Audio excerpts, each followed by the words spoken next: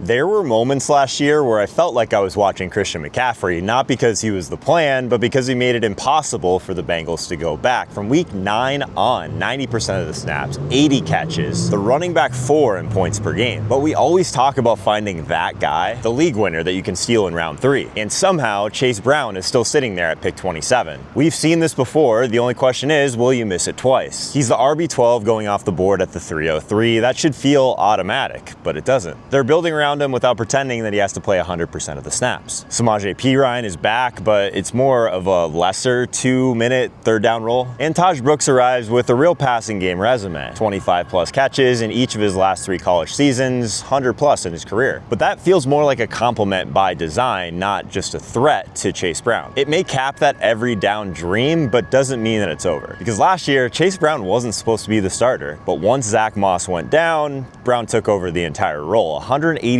of the 198 touches. That's a 95% rate. 8.9 carries and 5.5 targets per game over that stretch. 3 catches or more in each. But the question still remains, am I drafting last year's emergency plan that hit or the plan that they actually wanted? Round 3 price, featured role by design, we hope. The question is, are we paying for that stability or last year's perfect storm? I know where I'm at, but let's talk through it. I keep replaying the week that it flipped when Zach Moss went down and suddenly Brown wasn't just the starter, he was the entire Bengals offense. He had the kind of floor that only holds if those passing routes stay in place, and they did. So I guess that's a little bit of a concern because that's kind of where Perine and Brooks would thrive in theory as well. But like I said, Perine's role is going to be mostly situational, and Brooks, he's the one that could dip into a little bit of Chase Brown's work. But there's room for someone to dip in and at least spell him in some of those touches. So I don't necessarily think it's like if we lose that floor that the Brown safety net goes with it. It doesn't feel that way. Brooks can also protect the quarterback, which is how rookies can earn snaps on third down. If that eats in too much of Brown's routes, we're not talking about losing a couple dump offs. We're talking about chipping away at 80 or so on the 93 targets last year. Like I said, I think there's still room for both to thrive, but it feels more like they're just trying to manage his snaps in a smart way, not take them away. Maybe it's a hedge. Maybe I just can't get those 2 ideas out of my head. Because on film, Chase Brown pops. On paper, it cools off a little bit. He was only 25th in explosive run rate, 26th in missed tackles forced per rush. That's not bad, but that's not the profile of a back that you just can't take off the field.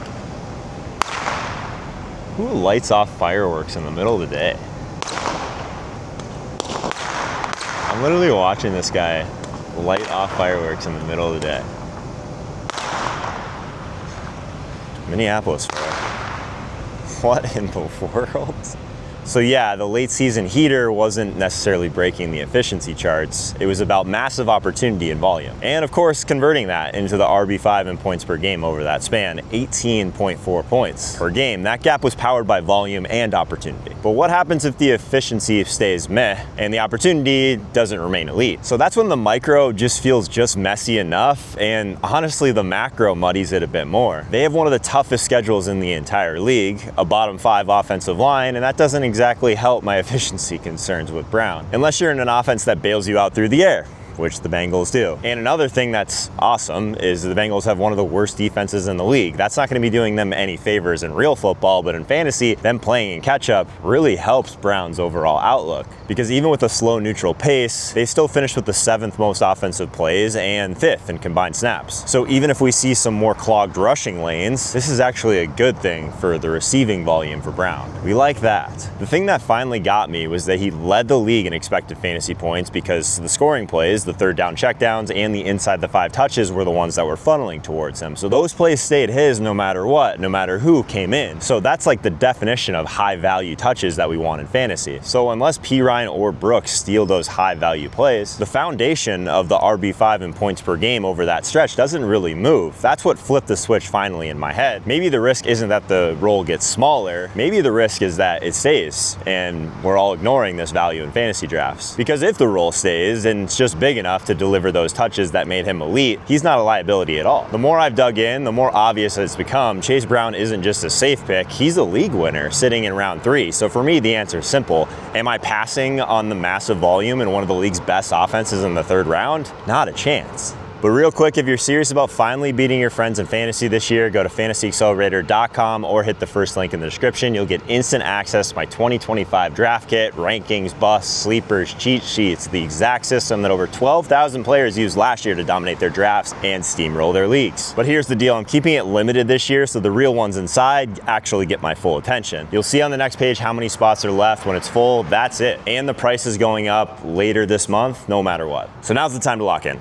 I tried to fade Alvin Kamara. I told myself the age, the rookie quarterback, the touchdown outlook, all of it was a red flag. I don't trust the Saints, I don't trust their quarterback. But then I looked back, Kamara was the RB5 in points per game last year, led all backs in target share, and that's when I stopped fading the offense and started betting on the workload. He's going early in round 4, pick 402, and that's where the loop starts for me because when you strip the name off and just describe the setup, a 30-year-old back projected to be in one of the NFL's bottom 5 scoring offenses with a day 2 rookie under center, usually don't think, yeah, that's the guy that I want to build my roster around. Tyler Shuck is 26, second-round rookie. That could mean more checkdowns, or it could mean that the whole thing grinds to a halt. That's what keeps pulling me back. The setup is loaded with contradictions, an aging back in a projected bad offense, with a rookie quarterback whose range of outcomes swings from functional to tanking the entire unit. And that price tag that sits right in the middle of my draft board just daring me to figure out if that's a risk worth taking. Again, I know my answer, but let's talk through this. For some reason, I can't get past those 4 games without Derek Carr. Only one of them, Kamara cleared 70 total yards. And it wasn't because the ball stopped finding him. He was still catching passes, like about 5 per game, right at his season average. But we're talking like 5 receptions for 25 yards, 6 for 14 yards. I mean, that's good PPR points on paper, but it was definitely a game that you hated watching in real time. Now swap in Carr for Shuck, a rookie who could start the whole year by default in theory. And that's the version of Kamara I can't stop seeing when I open my draft board this year. But then I look at the role, and that's the part that kind of messes with me. 317 opportunities, the most of his career. Number 1 in expected fantasy points per game at 21. Top 2 in receptions per game at the position. And more standing there at the mic this offseason calling him a premier player, that he's a big part of what they're building around. It's the kind of usage that you usually just auto draft. And yet, it came in an offense that produced just 8 total touchdowns from him last year, his highest since 2021, but nowhere near his double-digit years. So I keep trying to decide if that's a reason to fade Kamara, or if it's actually a reason that the touchdowns have nowhere to go but up. But then there's how those touches actually played out. He was number 49 in juke rate, number 36 in yards after contact per attempt, so the burst is fading. The tackle breaking isn't what he used to be, let's be real. He's living more off of angles now, not breaking them. He's kind of like that small hit, big miss type of player now in fantasy. You either get the value or you get exposed in the year where you draft him when he's completely cooked. There's not going to be much in between, so we have to pick a side here. With this offense projected as a bottom 5 scoring unit, the margin for that miss gets even smaller. It's not about the floor disappearing, it's about what that looks like when it does. And then I swing back again, the second easiest rushing schedule in the NFL. Kellen Moore has already been top 8 in plays per game in every season he's called an offense, even in Philadelphia with a 50% run rate. He still finished 8th in neutral pace. You put that kind of play volume behind a back catching 5 balls a game, and you can start to picture the slow accumulation of targets, like watching 14 points drip off of 6 catches for 30 yards. It's not sexy, it's not fun, but it's not like I see myself watching a lot of Saints games this year anyway. The decision is really if that gross volume is worth that 4th round price tag. The thing that finally got me was realizing that I've been bracing for a collapse that's already in the box score. He's 30 years old, he just had the most touches of his career,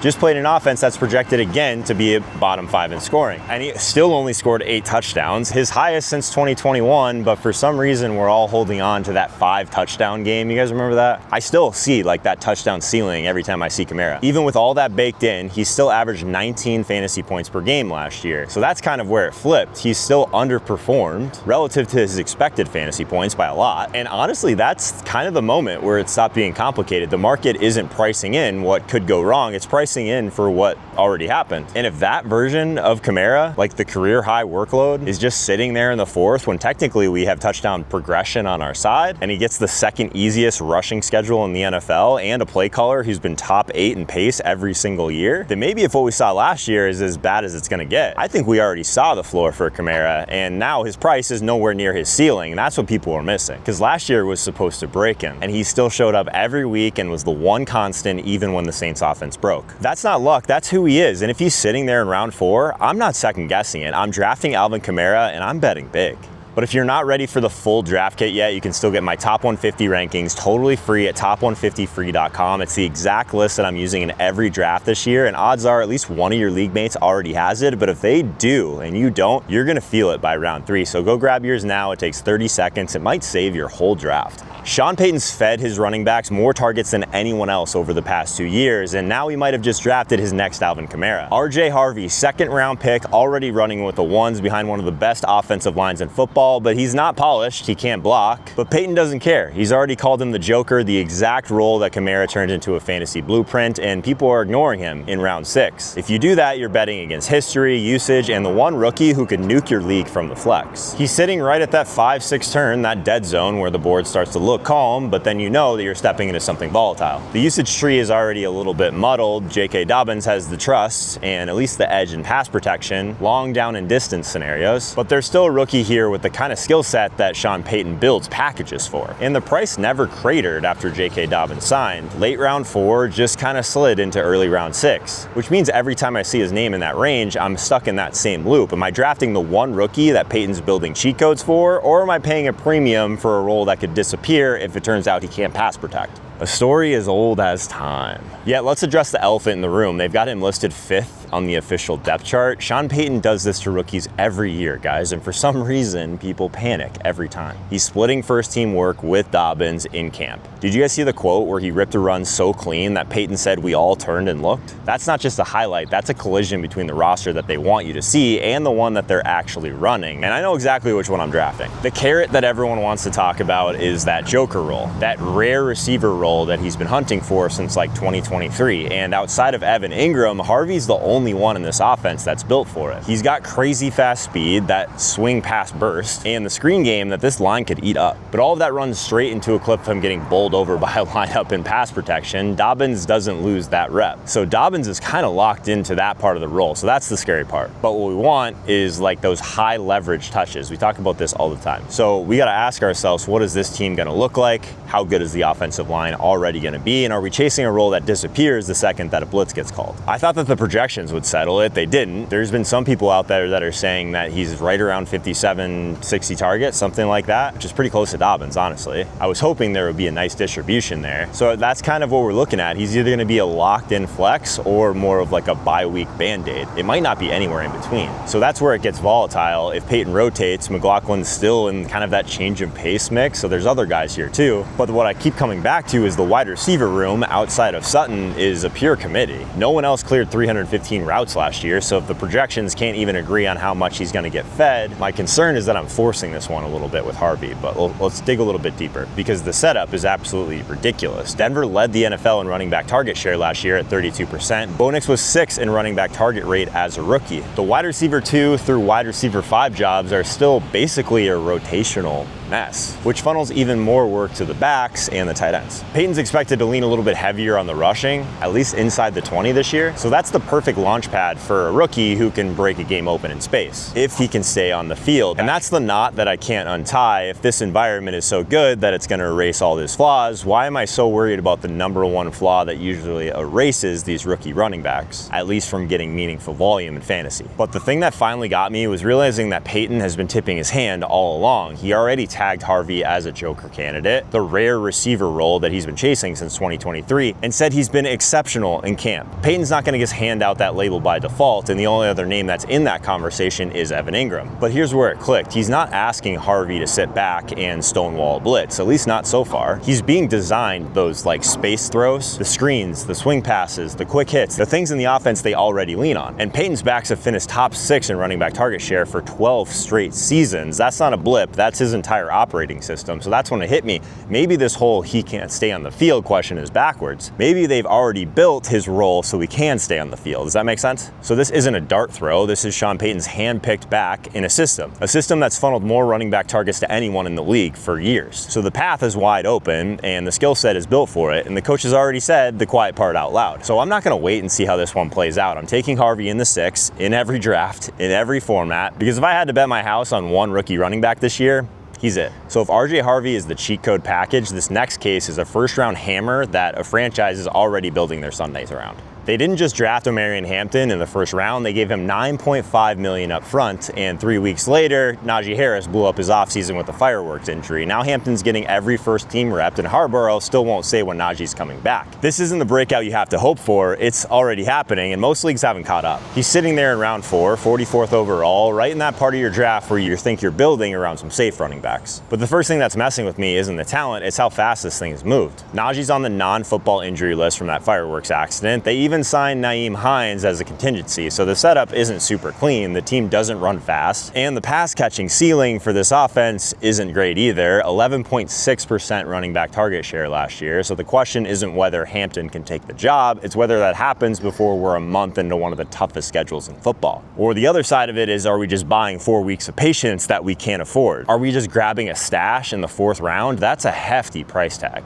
Now layer in the NFL's 3rd toughest rushing schedule, including 3 top 5 run defenses in the first 6 weeks. So even if Hampton gets the nod early, 16 carry weeks can vanish pretty fast in games like that. And Greg Roman's history doesn't save you. In a decade as an offensive coordinator, his backfields have never finished higher than 19th in running back target share. And then I see what the Chargers paid for this. Pick 22 overall, 221 pounds, he runs a 4.46. And he was like one of the best guys in this entire rookie class for yards after contact per rush. Back-to-back college seasons with 282 and 319 touches, so he can handle the workload. He accounted for nearly 40% of his team's offense in each of those years. That's the DNA you need to live in a Roman backfield. Najee's on a 1-year deal. Hines is the emergency ad. This opening isn't guaranteed to last, but it's wide enough right now for him to be the only rookie in this draft class that can go right through it. The thing that I'm struggling with the most is if I spend this 4th round pick, am I getting the most durable, contact-breaking rookie in the class, or a month of basically holding a roster spot? At least while the Chargers figure out if they want to go all in on this guy. But when this kind of shifted for me is they don't need Hampton to truly be a high volume pass catcher, and they're not going to get it in this system anyway. So we're going to need Hampton to be the guy that this offensive coordinator really needs. A guy that can give us efficiency and volume at the same time. The fears that I have are just the slow pace of this offense in general, the tough schedule, the capped receiving style, and that hasn't just vanished, but they stopped kind of being the point. The volume and the attempts are what's the constant here, and that's why we're drafting him. We could have some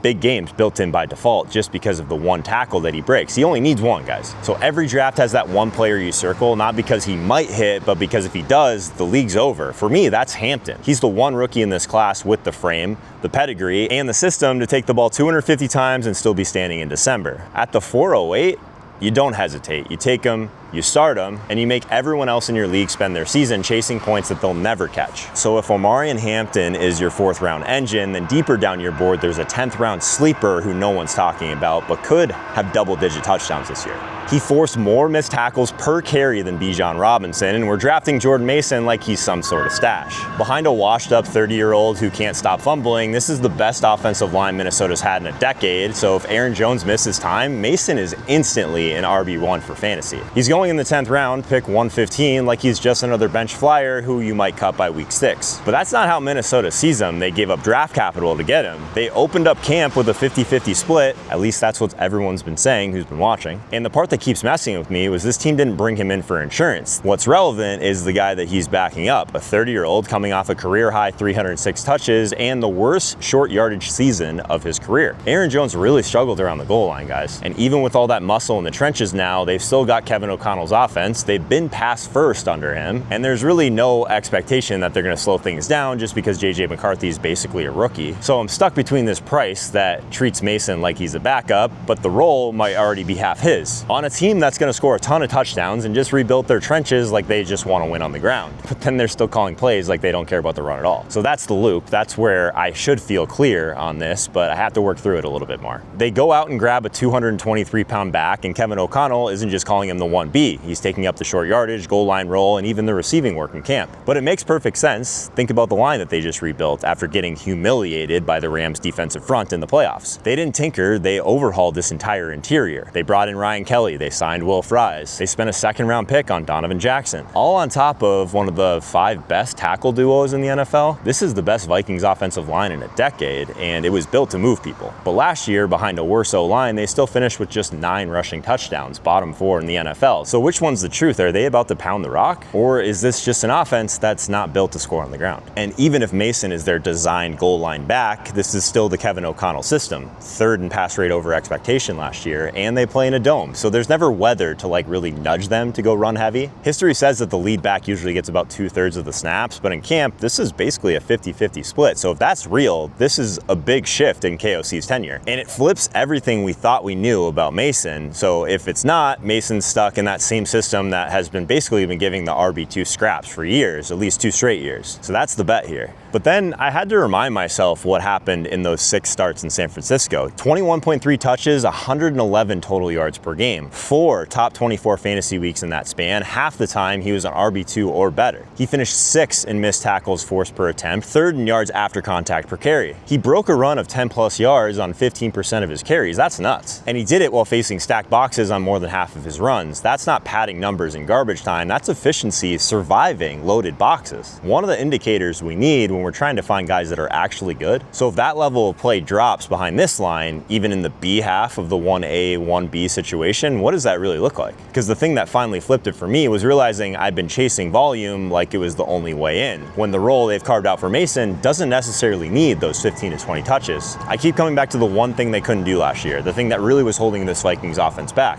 They couldn't finish drives when the field got short. So instead of pretending like it was going to fix itself, they went out and got a back who finished 2nd in explosive run rate, 3rd in yards after contact per carry, and 6th in missed tackles forced per attempt. That's not a hedge. That's the second it all unraveled in my head. He doesn't need 20 touches to matter here. He needs the right 8 to 10. The ones that decide the scoreboard. The only carries that survive the game plan are those goal line and short yardage ones. And Kevin O'Connell has attached Mason's name to all of those all offseason. If the thing they couldn't do is now exactly the thing that Mason does, then 50-50 isn't a ceiling. It's an opening. And I'm not saying it's solved. I'm just saying that I finally see the job for what it is. Not the second back. He's the finisher. The one that they hand it to when the field gets short. So I'm not stashing Jordan Mason. I'm drafting him to win games behind the best O-line they've had in a decade, in the one role this offense couldn't fill last year. And if Jones misses time, it's over. This isn't a maybe. This is the one late round pick that I would bet my house on.